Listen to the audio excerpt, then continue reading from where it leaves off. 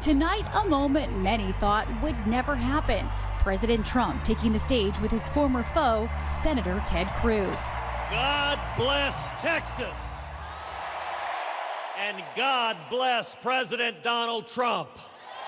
He's come to Texas, a longtime Republican stronghold, Vote for Ted Cruz to shore up support in a state where Democrats seem to be gaining ground. Ted's opponent in this race is a stone-cold phony. Beto O'Rourke in this state is running to the left of Elizabeth Warren, to the left of Bernie Sanders, and the state of Texas is not going to stand for it. Here, the Senate race between Cruz and rising Democratic star Beto O'Rourke is so consequential and surprisingly close. We will find enough common ground to make things better. We are going to win this race. Texas is a deeply red state, but it is changing and changing fast. It sits there as a big red target for Democrats. They recognize that if they can start to flip Texas, it changes the entire nationwide electoral map. With the midterm election just weeks away, we traveled to the Lone Star State to go behind the scenes with both campaigns as they race to the finish line. Are you going to have any energy? Front and center in this border state, immigration. What if we, the people of Texas, were to rewrite, for example, our immigration laws in our own image, from our own experiences? Do we want to secure the border and keep our communities and our families safe? In recent days, Trump announced that he is considering militarization of the border. Cruz, who has had a stronghold on his Senate seat since 2013, towing the line. Yes or no? Do you support militarizing the border? You know, militarize is a politically charged word. We need to deploy whatever law enforcement resources are necessary. So that's a yes. To prevent crossing the border. So that means, listen, if you've got a caravan of thousands of people pledging to violate the laws and cross here illegally, of course we should do whatever's necessary.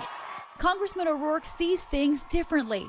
He grew up in the border town of El Paso and speaks fluent Spanish. You say you want to secure the borders. Can you do that without a wall? Can you do that without militarizing the border? So we don't need a wall, to answer your question. We don't need to militarize the border. If things are so desperate in Guatemala, Honduras, El Salvador, that someone would risk their lives to come here, then what can we do to improve conditions there? His stance on immigration is not the only thing going against the grain in this state that's been red for decades. You're pro-gun control, you're pro-immigration, you are pro-choice, you're pro-pot. I may characterize the positions you just described a little bit differently, but what I'll tell you is that in each of them I found the common ground in the state of Texas.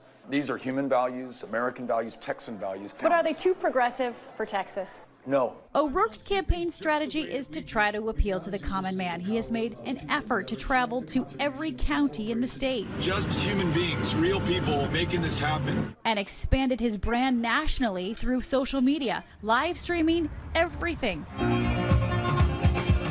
And it's worked. He's raised a record $38 million in the last 3 months.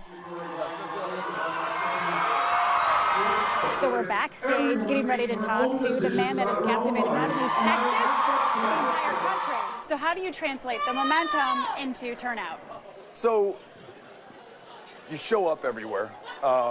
We have one of the most simple, obvious strategies that I've seen employed in a modern campaign. We just literally show up everywhere all the time for everyone. Cruz has opened up a bit of a wider lead, but everyone attached to the campaign knows it is a potentially soft lead. For Senator Ted Cruz, his campaign strategy, deeply Texas. So this is a legitimate stockyard where we are getting ready to witness this Ted Cruz rally. I don't even know what the heck that is. I love him because of his record. He fought for our religious liberty, our Second Amendment right.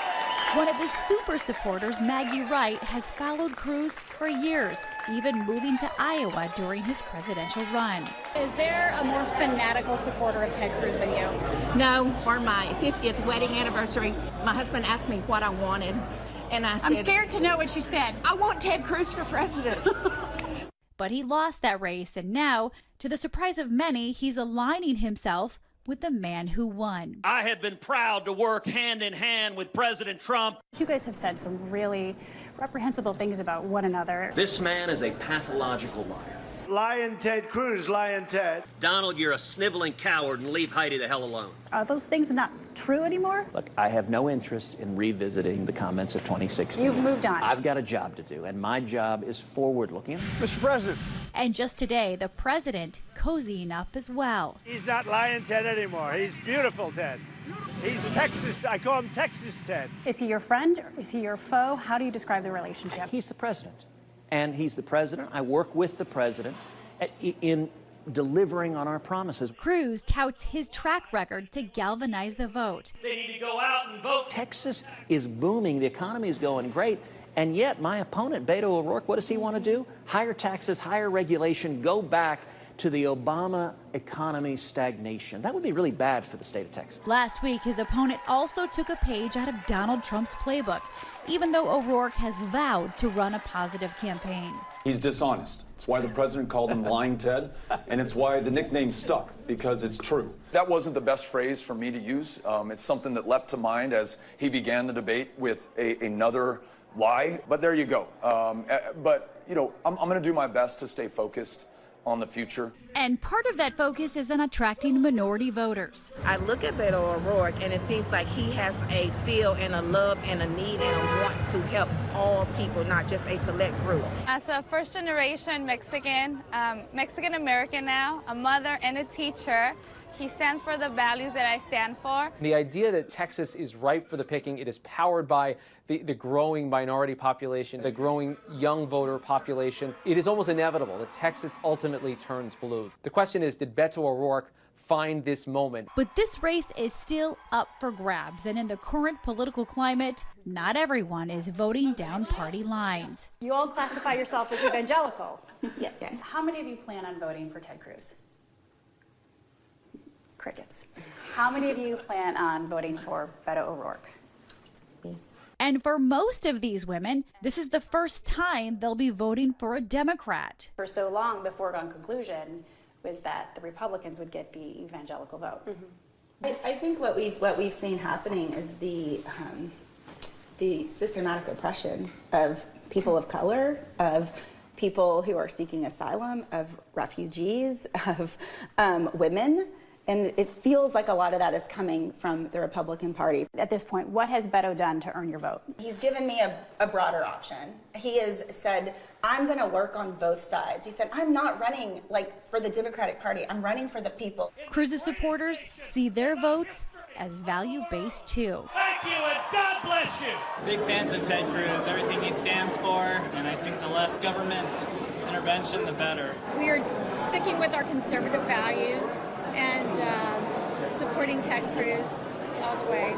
With early voting beginning today, the stakes are only getting higher as we wait to find out if this red state will turn blue. For Nightline, I'm Paula Faris in Dallas.